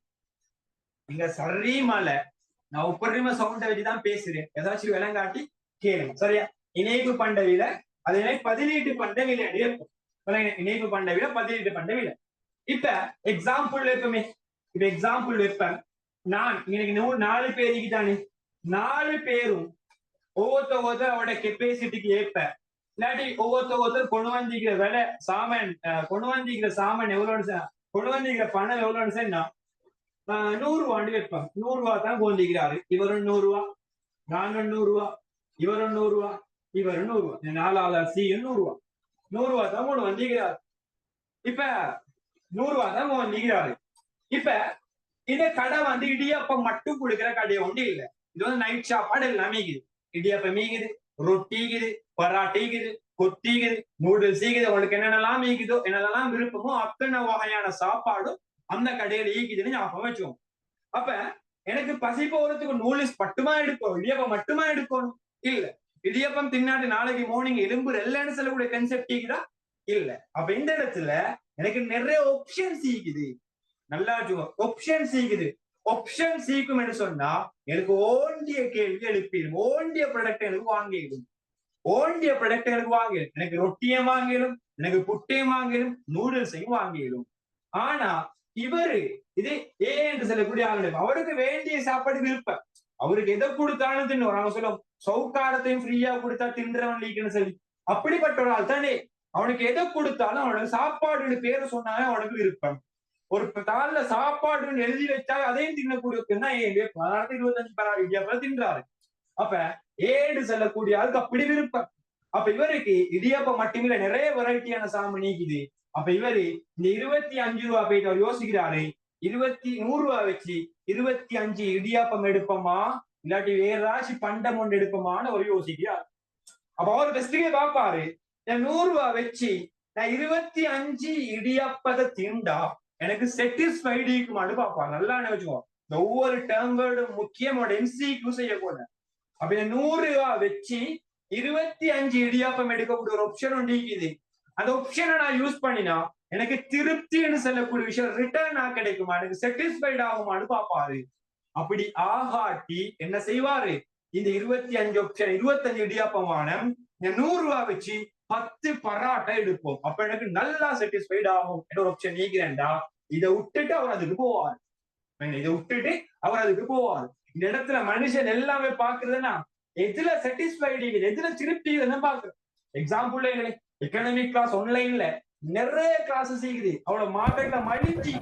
ஆனா நீங்க ஒரு இடத்துல போறீங்க, அந்த இடத்துல உங்களுக்கு சாட்டிஸ்பேக்ஷன் கூட, அவங்க தார அவுட்புட் கூட, எஃபெக்டிவ் கூட, இதனாலதான் நீங்க அந்த இடத்துக்கு போவீங்க. சேம் கான்செப்ட் தான் நீங்க. அப்ப 25 இடியாப்பத்தை வச்சு அவருக்கு சாட்டிஸ்ஃபைடு இல்ல, ஆனா அதே வேலைக்கு 10 பராட்டா எடுக்கலும் அது சாட்டிஸ்ஃபைடு சொன்னா ஒரு 10 பராட்டுக்கு தான் டிமாண்ட் எழுப்புவாரு, இடியாப்பத்துக்கு டிமாண்ட் எழுப்ப மாட்டாரு. சேம் டைம் எப்பவுமே இது இடியாப்பத்துல விலை மாறல, ஆனா பராட்டோட விலை 10 ரூபாய்ங்க தானே 100 ரூபாய் 10 பராட்டா அடிக்கலும். அடுத்தன்னு வந்து பாக்குறாரு, ஒரு பராட்டா 50 ரூபாய் அடிச்சு வச்சிருக்கா. அவருக்கு 100 ரூபாய் கொடுத்தா எத்தனை பராட்டா வாங்கிடு, 2 பராட்டா தான் வாங்கிடு. இப்ப அவருக்கு சாட்டிஸ்ஃபைடு இருக்குமா? அவ்வளவு பெரிய ஒரு மனுஷனுக்கு சாப்பாடுண்டா விருப்பம் செல்லக்கூடிய ஆளுக்கு 2 பராட்டா திண்டு போதுமா? என்ன செய்வாரு, திருப்பி அவர் பராட்டா எடுக்காம அடுத்தது இடியாப்பத்தை எடுப்பாரு. அப்ப இடியப்பத்தை எடுக்கிறதா இல்லையான்னு தீர்மானம் ஆகுறது எதை வச்சு, அவருக்கு கேட்கக்கூடிய ஆப்ஷனும் அந்த ஆப்ஷனால கிடைக்கிற சாட்டிஸ்ஃபேக்ஷனை பேஸ் பண்ணி அவருக்கு கிடைக்கக்கூடிய ஆப்ஷனே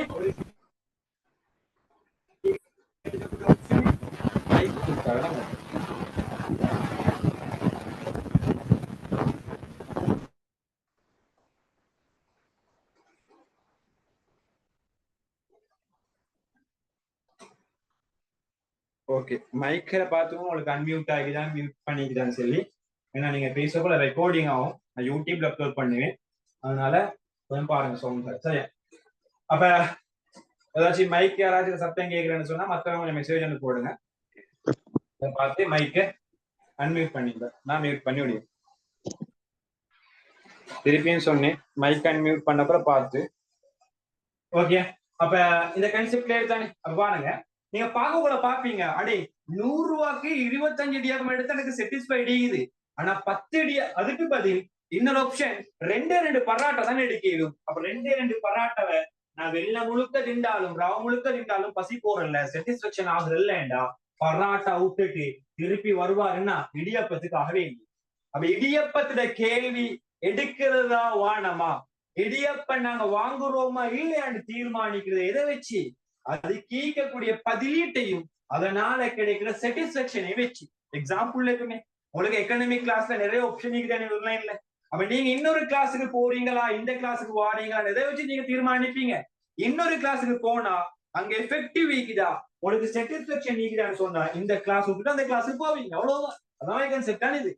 பதிலீட்டு பண்டத்தினுடைய விலையும் அதனால கிடைக்கிற திருப்தியை வச்சு உங்களோட குறிப்பிட்ட பண்டத்துல டிமாண்ட் மாறும் என்றதுல எந்த சந்தேகமும் இல்லை. அது டைரக்டா பிராக்டிகல்ல உண்மை.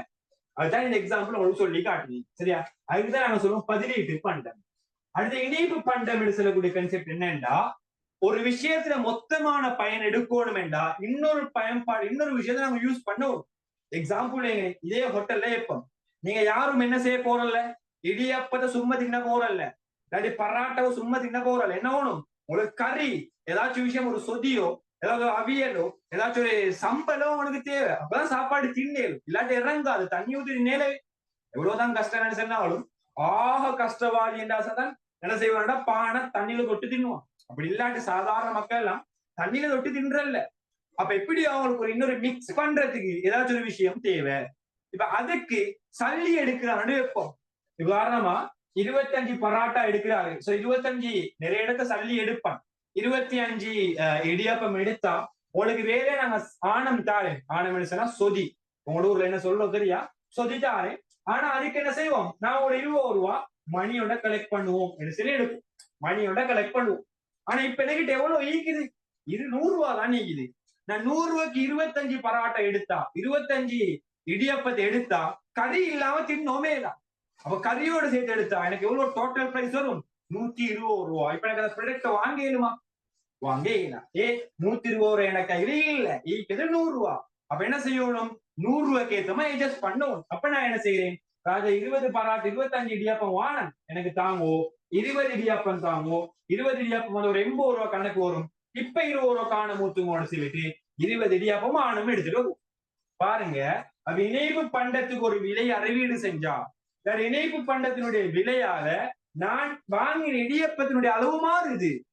இதே இன்னொரு கடையில போனா 25 இடியாப்பம் எடுத்தா ஆணும் ஃப்ரீ 100 ரூபாய்க்கு. அவன் அந்த கடையில என்ன செய்வேன்?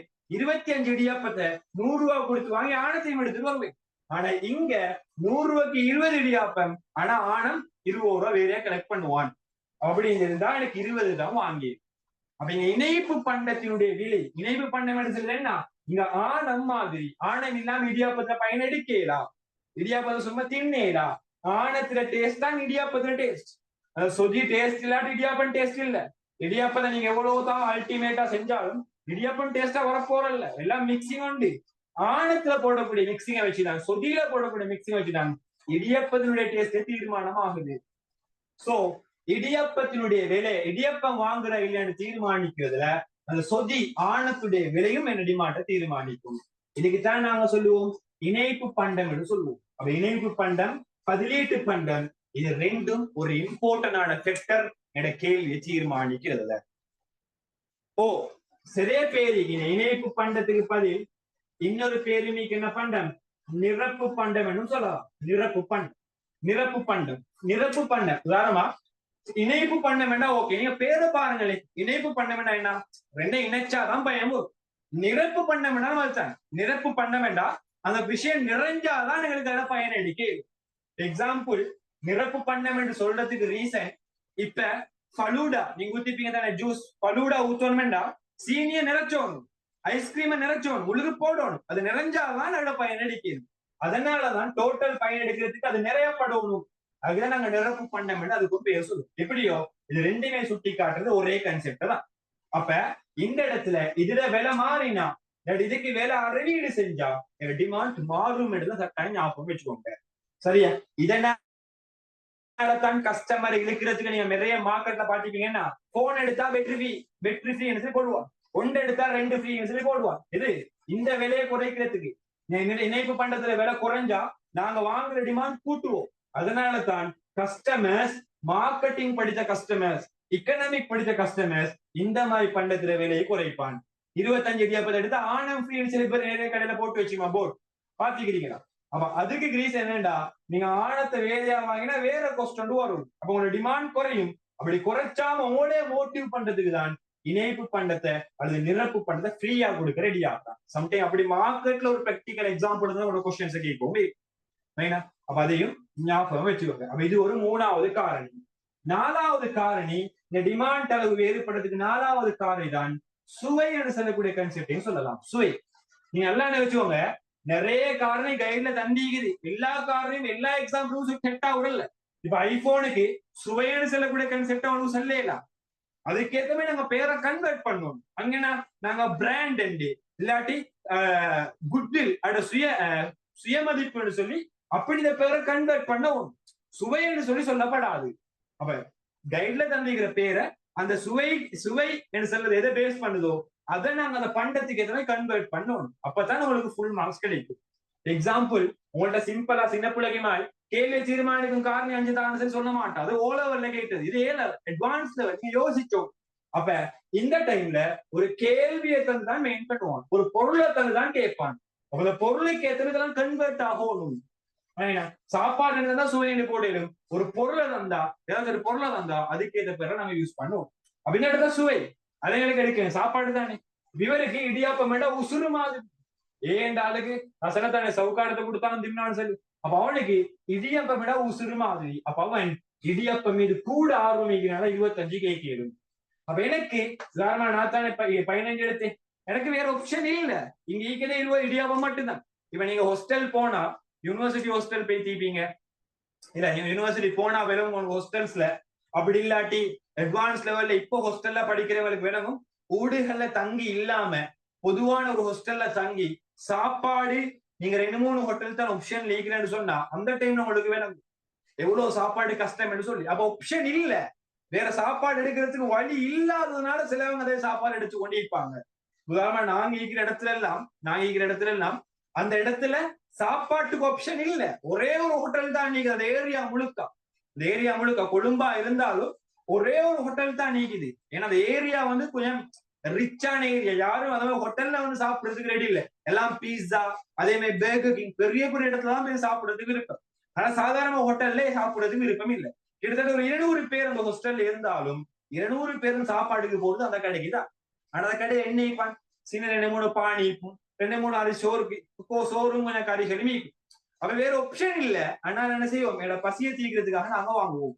ஆனா இதுதான் சாப்பாடுன்னு விரும்பிக்கிறவன் எங்களையும் கூட வாங்கி தின்னுவான். நாங்க ஒரு பனிஸ் சாப்பாடு பசிக்காக வேண்டி வாங்கினா அவன் ருசிக்காக வேண்டி 2 பனிஸ் வாங்குவான். அவன் 3 பனிஸ் வாங்குவான் ருசிக்காக வேண்டி. அப்படி ருசியினாலையும் நாங்க வாங்குறதுல தீர்மானம் ஆகும். நல்லா யோசிப்பாருங்க, முக்கியமா டிரெக்டான ஒரு கன்செப்ட். அப்ப இப்படி இந்த கன்செப்டாலையும் நாங்க வாங்குறதுல தீர்மானம் ஆகும். அப்ப இப்படி நிறைய காரணிகளாலதான் நாங்க வாங்குறதெல்லாம் மாறும். அப்ப இப்படி வாங்குறவு மாறுறதுக்கு நிறைய ரீசன் இருக்குது. அப்ப இதுல நாங்க முக்கியமா இந்த கன்செப்ட் எல்லாத்தையும் 2ஆக பிரிக்கிறோம். இந்த முக்கியமான எல்லா கன்செப்டையும் 2ஆக பிரிக்கும். அந்த 2ம் தான் இது கங்கால உங்களுக்கு தேவைப்படக்கூடிய விஷயம். அதெல்லாம் ஃபவுண்டேஷன்ல முக்கியமான ஒரு கட்டத்தை நாங்க தூண் எழுப்புவோம். முக்கியமான ஒரு இடத்துல நாங்க தூண் எழுப்போம். அப்படித்தானே? உதாரணமா ஒரு வீடு ஃபுல்லா ஃபவுண்டேஷன் அடிக்கேண்டு வீடு ஃபுல்லா தூண் எழுப்புறதுல செவர் எழுப்புறது ஓகே. ஆனா தூண் எழுப்புறது ஒரு முக்கியமான பாட்டுல தான். அதே மாதிரி இங்க நாங்க தூண் எழுப்புறது இந்த 2 கன்செப்டா பிரிச்சுதான். சரி, எல்லாத்தையும் நாங்க பார்க்கலாம். 2 கன்செப்டா பிரிக்கும். அதுல முதலாவது விலையினாலான மாற்றம்,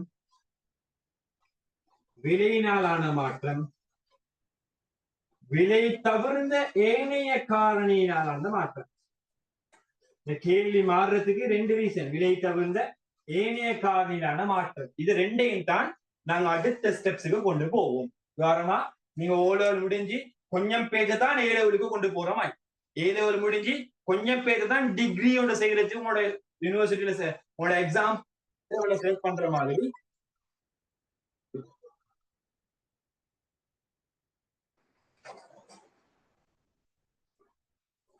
செலக்ட் பண்ற மாதிரி இங்க இந்த 2 கன்செப்டை செலக்ட் பண்ணி தான் அடுத்த விஷயத்துக்கு மூவ் ஆகும்.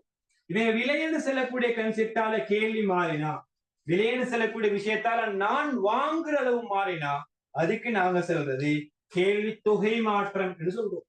கேள்வி தொகை மாற்றம் கட்டாய ஞாபகம். நிறைய பேருக்கு டவுட் இருக்கிறப்பா. கேள்வி தொகை மாற்றம் குவான்டிட்டி சேஞ்ச். சம்டைம் எவ்வளவு டிரான்ஸ்லேட்லயும் பாருங்க, நிறைய டிரான்ஸ்லேட் பிள்ளைக்கு என்ன செய்ய மாட்டேன்னு சொன்னா உங்களோட ஃபைனல் எக்ஸாம்ஸும் மார்க்ஸ் தர மாட்டான். 2017 நான் நினைக்கிறேன் மாதிரி 43வது MCQ நினைக்கிறேன்.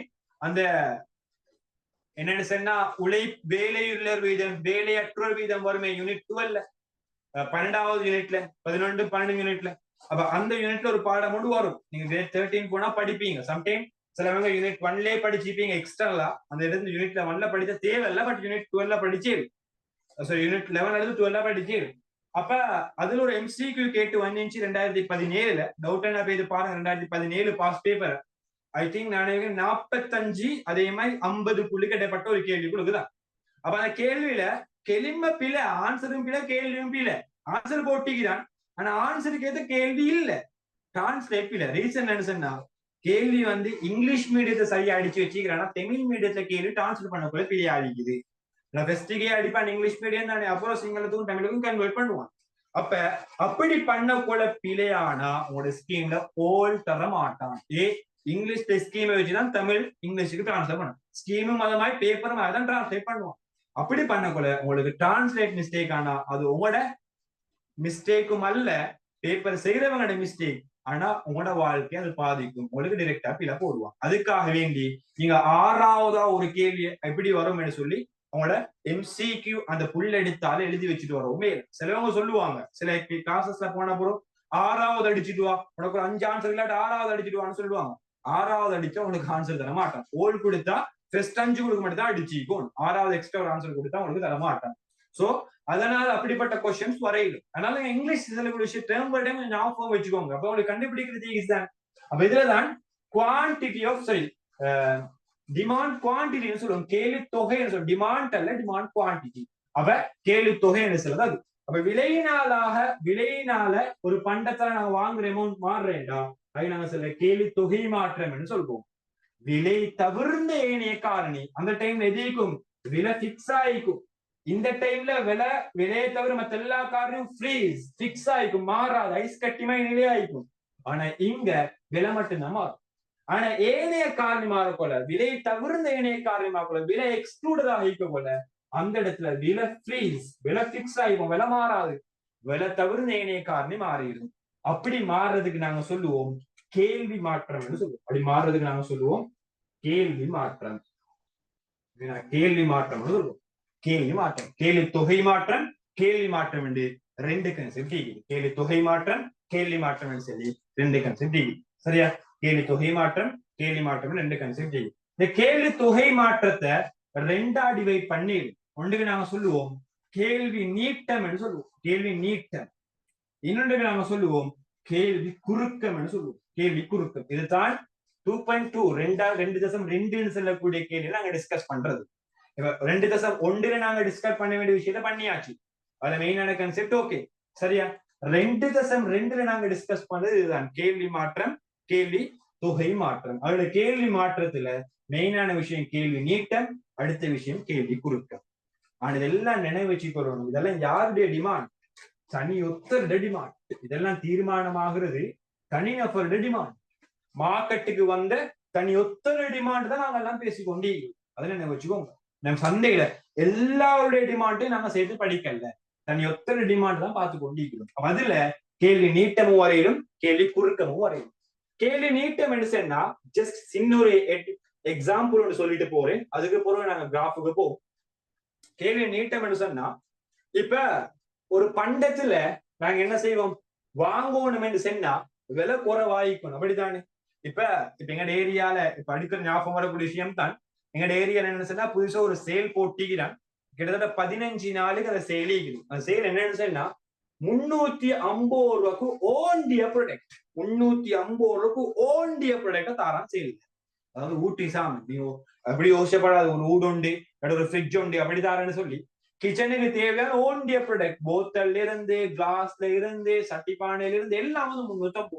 திருவள்ளையில இருந்து 350, கத்தில இருந்து 350. அப்ப சாதாரணமா இந்த கத்தி, திருவள்ளை அதெல்லாம் வந்து மார்க்கெட்ல ஒரு 1000 ரூபாய்க்குள்ள போகும். ஆனா அதை விற்கிறதுக்கு நிறைய மார்க்கெட்ல கிடைக்குது பலாங்குற டவுன்ல. ஆனா வாங்குறதுக்கு ஈந்தாப்புலதான் ஒருத்தன் போவான். ஆனா இப்ப 350 ரூபாய் கொடுக்கணும்னு சொல்லும், முழு பழங்கொடையும் அந்த கடை கொடுக்குதான். முழு பழங்கொடையும் அந்த கடை கொடுக்குதான். சாதாரணமா வாங்காத பண்டங்களை நாங்க வாங்கிட்டு 350 ரூபாய்க்கு தாரான், 350 ரூபாய்க்கு தாரான்னு சொல்லி வாங்காத பண்டங்களை நாங்க வாங்கிட்டு ஒரு ரெடி ஆகும். யோசிச்சு பாருங்க. அப்ப இந்த டைம்ல விளையாண்டு செல்லக்கூடிய விஷயம் குறைக்குள்ள ஆட்கள் க்ரௌட் கூடும், நிறைய பேர் வாங்க ரெடி ஆகுவாங்க. எனக்கு அந்த பண்டம் தேவையில்லை, ஆனா வாங்குறதுக்கு நாங்க என்ன செய்வோம், முனை அடி இந்த பொருள் எனக்கு தேவைப்படுமேன்னு சொல்லி நாங்க வாங்கி எடுப்போம். அப்ப அதுக்குதான் நாங்க சொல்லுவோம் கேள்வி நீட்டம் சொல்லுவோம். விலை குறைறதால நாங்க வாங்குறதுக்கு தூண்டப்படுறோமே, வாங்கணும் என்று ஆசைப்படுறோமே, இதுக்குதான் நாங்க சொல்லுவோம் கேள்வி நீட்டம். அதனால கேள்வி கூடுறதுக்கு நாங்க சொல்ல பேர் தான் கேள்வி நீட்டம். சீரியஸ் இந்த ப்ராடக்ட் இப்ப அவசரம் இல்லை. எக்ஸாம்பிள் இல்லை, நம்மளுடைய எக்ஸாம்பிளுக்கு எடுத்து வைக்க விஷயம் தான் பாருங்க.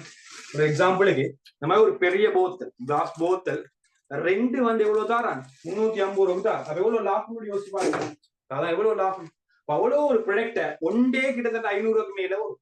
ஆனா 2 தாரான் 350 ரூபாய்க்கு. அப்ப வாங்காம இப்போ அவங்க தேவைப்படுறதில்ல, பட் ஃபியூச்சர்ல தேவைப்படும் மோட்டிவேட் ஆகி 100, 10, சிலவன் 10, 15 எல்லா சாமானும் வாங்கிக்கோ. அப்ப அதனால இதுதான் நாங்க சொல்லுவோம் கேள்வி நீட்டம். விலை மலிவாக போல விலை மலிவாக போல எக்ட்ராக்ஷன் அப்படியே வாங்கு வாங்கு வாங்க எக்ட்ராக்டிவ் பண்ணி நாங்க அதிகமான ப்ராடக்டை வாங்க போவோம். இதுக்குதான் நாங்க சொல்லுவோம் கேள்வி நீட்டம் என்று சொல்லுவோம். கேள்வி குறுக்கம் என்று சொன்னா விலை கூடுது, மார்க்கெட்ல பிரைஸ் இன்க்ரீஸ் ஆகுது. யோசிச்சு பாருங்க, நகை நகை கோல்டு இப்ப சாம வாங்குறானா இல்ல. சாதாரணமா இந்த மாசம் இந்த வருஷம் ஜூன்ல கோல்ட விலை கிட்டத்தட்ட 1.80 2 லட்சம் அப்படிதான் இருந்துச்சு. ஆனா இப்ப அந்நிய காலத்துல கோல்ட விலை எவ்வளவுக்கு போச்சு? 4 லட்சம் வரைக்கும் போச்சு. 1.80 2 கூட ஒருத்தர் 2 பவுன் 3 பவுன் வாங்கிப்பான். ஆனா 4 லட்சம் வாங்க கூட எவனா சொல்லி வாங்குவானா? வாங்க மாட்டான். என்ன செய்வான்? ஃபியூச்சர்ல பிரைஸ் குறையும் சொல்லி நிறைய பேர் வாங்க மாட்டாங்க. அதுதான் கேள்வி குறுக்கத்துக்கு. சம்டைம் கோல்டு வச்சு 2026 பேப்பர் அடிக்கி 2025 டச் பண்றதுக்கான ரீசன் அவங்க பேப்பர் அவங்களுக்கான பேப்பர் எடுக்க போல இந்த சிச்சுவேஷன் நடக்கல. ஏன்னா பேப்பர் எடுக்கிறது ஜூன்ல தானே, ஜூன்ல பேப்பர் எடுத்ததான் நவம்பர்ல கொடுப்பாங்க. உங்களோட ஜூன்ல சம்டைம் உங்களோட ஜூன் பேப்பர் எடுக்க போல உங்களோட ஆகஸ்ட் எக்ஸாம் இருக்கு, இந்த கொஸ்டின்ஸை மெயின் பண்ணலாம். கோல்டுக்கான விலை குறைய கொள்ள கஸ்டமர் வாங்குறத குறைச்சாங்க. இதுக்கு நாங்க என்னத்த சொல்றோம்னு சொல்லி ஒரு எக்ஸாம்பிளோட விளங்கப்படுத்த சொல்லலாம். இதுக்குதான் நாங்க சொல்லுவோம் கேள்வி குறுக்கம். விலை கூட கஸ்டமர் வாங்குறத டிமோட்டிவேட் ஆகும், பின்வாங்குவாங்க. வாங்க தேவையில்ல, பிறகு எடுப்போம், பிறகு வாங்குவோம்னு சொல்லி டிமோட்டிவேட் ஆகுவாங்க. அதுக்குதான் நாங்க சொல்லுவோம் கேள்வி குறுக்கம் சொல்லுவோம். சரியா? கேள்வி குறுக்கம். சரியா? அப்ப இன்னைக்கு நாங்க இவ்வளவு விஷயத்த பாத்திக்கிறோம். ஒரு இன்ட்ரோடக்டரிக்கு தான் நான் இந்த விஷயம் உங்களுக்கு சொல்லி தந்தேன் ஃப்ரீ கிளாஸ் என்ற பேர்ல. அப்ப இதுல கேள்வி என்று சொல்லக்கூடிய கன்செப்ட், அதே மாதிரி கேள்வி தொகை என்று சொல்லக்கூடிய கன்செப்ட், நிறைய விஷயம் பாத்திக்கிறோம். அப்ப இந்த விஷயத்த நான் வந்து சமரைஸ் பண்ணிட்டு வாரேன். இதுக்கு பிறகு எங்களோட கிளாஸஸ்ல ஜாயின் பண்றவங்களுக்கு எங்களுக்கு நாங்க ஆல்ரெடி 2027க்கும் அறிவிச்ச மாதிரி என்னன்னு சொன்னா எங்களோட ஒவ்வொரு கிளாஸ் முடிய போல நாங்க 2 விஷயம் தருவோம். ஒன்று மைண்ட் மேப் தருவோம். Mind map. இந்த மைண்ட் மேப் இப்ப சம்டைம் உங்களுக்கு இம்பார்ட்டன்ட் இல்ல, இதெல்லாம் சும்மா ஃபேக் செட்டா உரல்லன்னு நினைப்பீங்க. நினைச்சவங்களுக்கு எப்ப படுமென்னு சொன்னா எக்ஸாம்ஸுக்கு 1 மாசத்துக்கு எக்ஸாம்ஸுக்கு 1 கிழமைக்கு மொத்த கைடையும் பரட்டி வாட்சி கொண்டிருக்க டைம் இல்ல. அந்த டைம்ல தான் இந்த மைண்ட் மேப் பெருமதி விளங்கும். அப்ப அந்த டைம் இந்த மைண்ட் மேப் சொல்றது படிச்ச விஷயங்களை ஷார்ட் அவுட் பண்றது. ஷார்ட் அவுட் பண்ணினா இந்த படிச்ச விஷயம் கிளியரா இல்லையான்னு ஷார்ட் நோட்டை பார்த்துட்டு உங்களுக்கு திருப்பி மண்டிக்கணும். திருப்பி நீங்க துரிய ஷார்ட் நோட் எடுக்க தேவையில்லை. அப்போ ஞாபகத்துக்கு வரும்.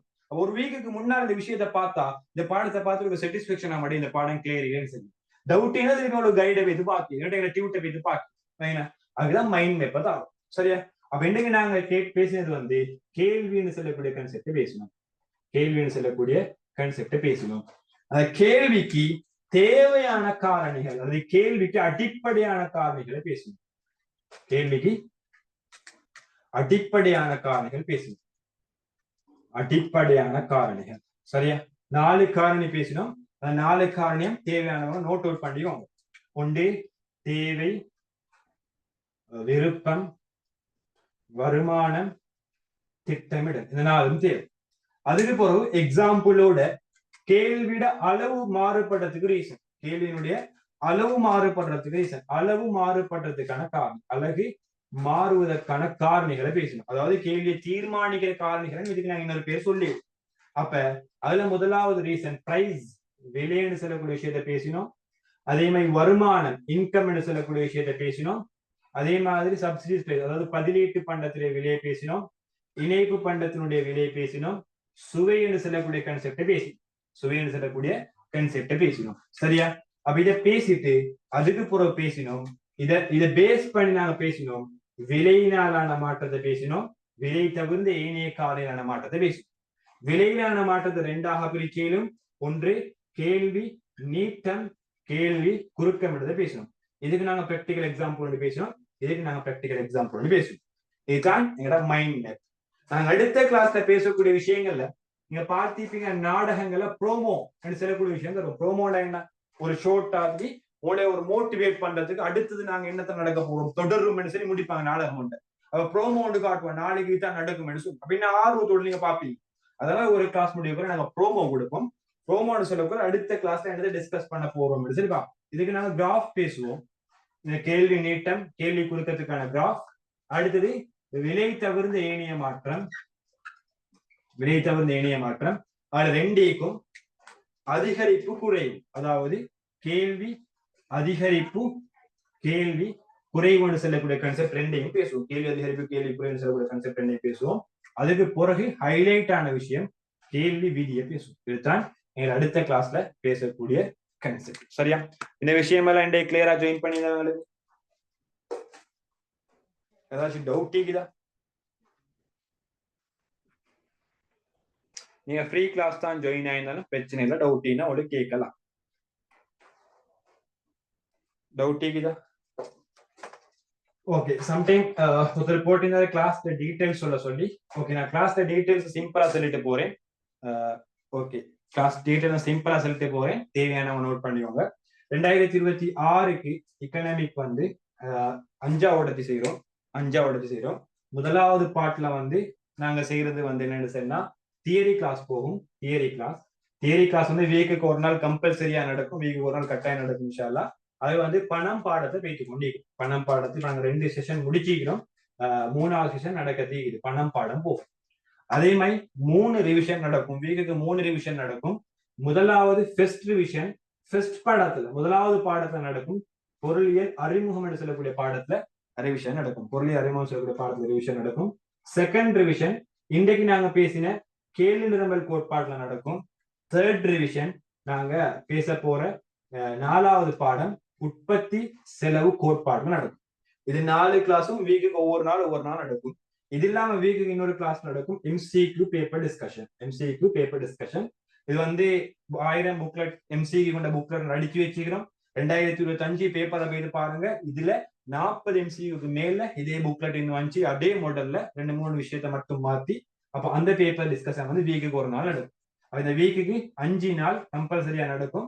சம்டைம் இதுல ஏதாச்சும் ரிவிஷன் மட்டும் 1-2 நடக்காமிக்கிறதுக்கான சான்ஸ் இருக்கு. வீக்குக்கு 5 நாள் கம்பல்சரியா கிளாஸ் நடக்கும். அடுத்து மாசத்துக்கு ஒரு நாள் ஃப்ரீ செமினார் நடக்கும். அது எதுக்காக சொன்னா இதுல MCQ டிஸ்கஷன்ஸ் தானே செய்யறோம். பார்ட் 2 பேப்பர் டிஸ்கஷனுக்காக வேண்டி நாங்க இன்னொரு செமினார் வந்து மந்த்லி ஃப்ரீ செமினார் ஆர்கனைஸ் பண்ணிக்கிறோம். அது இல்லாம டீ டைம் செஷன் 2 வீக்குக்கு ஒருக்கா ஒரு நாள் 1 ஹவர் அந்திக்கு ஈவினிங் டைம் 1 ஹவர் நடக்கும். அது ஆப்ஷனல். சம்டைம் நடக்கும், சம்டைம் நடக்காம ஆப்ஷனல். அது என்ன எக்ஸாம் செய்யறதுக்கான ட்ரிக்ஸ் எல்லாம் நாங்க சொல்லி தருவோம். எக்ஸாம் செய்யறதுக்கான ட்ரிக்ஸ் தான் நாங்க சொல்லி தருவோம். அப்ப இதெல்லாம் வந்து எங்க கிளாஸ்ல நடக்கும். கிட்டத்தட்ட மந்த்லி அப்ப 25 கிளாஸஸ் கிட்ட மினிமம் நடக்கும். சரியா? அப்ப எல்லாத்துக்கும் சேர்த்து நீங்க பே பண்ண வேண்டிய அமௌண்ட் மந்த்லி 1500 ஒன்லி. 1500 தான். ஒவ்வொரு கிளாஸ் முடிவுக்குள்ள கம்ப்ளீட்டான ரெக்கார்டிங் லைஃப் டைம் வாரண்டியோட லைஃப் டைம் உங்களுக்கு பாக்கி இந்த ரெக்கார்டிங் தருவோம். டியூட்ஸ் தருவோம். நவம்பர் 30ஆம் தேதி ஃபைனல் டியூட்ஸ் நம்ம வீட்டுக்கே போஸ்ட் பண்ண ரெடி ஆகி கொண்டிருக்கிற டியூட்ஸ் அதெல்லாம் விஷயம் தருவோம்.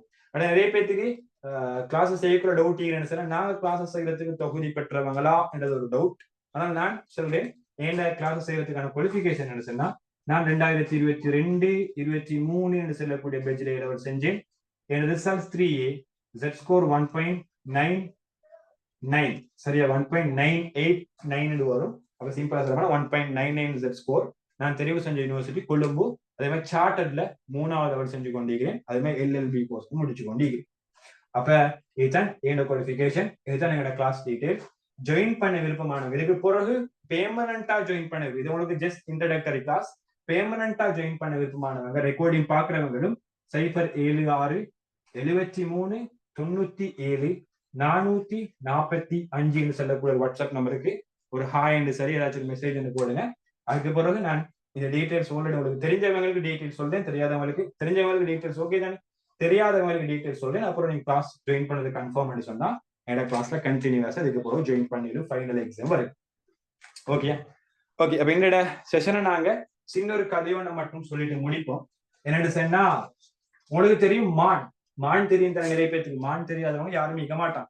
இப்ப மான்னு சொல்லக்கூடிய ஆள் என்ன செய்வாங்கன்னா சிறுத்த உரட்டி வரப்போல 100க்கு 60% ஆன அறிக்கை சொல்லுது 100க்கு 60% ஆன மான்கள் தப்பிச்சோடுமா. நான் கேட்ட ஒரு கதை தான் உங்களுக்கு சொல்றேன். சரியா? ஆனா மானுடைய தன்மையையும் சிறுத்தையினுடைய தன்மையும் ஒப்பிட்டு பகவல சிறுத்தை என்று சொல்றது உலகத்துல வேகமாக ஓடக்கூடிய ஒரு விலங்கு. ஆனா மான் அப்படிப்பட்ட ஒப்பிடி வேகமாக ஓடுற ஒரு விலங்கல்ல மான். ஆனா மான் சிறுத்தை கிட்ட இருந்து தப்பிச்சு கொள்ளுமா. ரீசன் என்னன்னு சொன்னா இப்ப நீங்க சொல்லுங்களே மான் சிறுத்தை கிட்ட தப்பிக்குதுண்டா என்னது ரீசன் நீக்கும் ஏன் தப்பிக்குமா? யாராச்சும் சொல்லுவாங்க. ஏன் தப்பிக்குமா இது? சிறுத்தை கிட்ட இந்த மான் தப்பிக்கிறேன்னு சொன்னா என்ன ரீசன் ஆகும்? சிறுத்தைன்றது உலகத்துல ஆக வேகமாக ஓடுற விலங்கு. அந்த விலங்கிட்ட இருந்து ஜஸ்ட் ஒரு மொட்ரேட்டான ஸ்பீட்ல ஓடக்கூடிய ஒரு மான் தப்பிக்கிறேன்னு சொன்னா என்ன ரீசன்?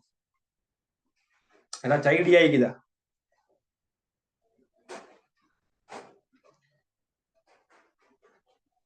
அதுல உசுர காப்பாத்த. ஓகே, கிட்ட வந்தீங்க. வேற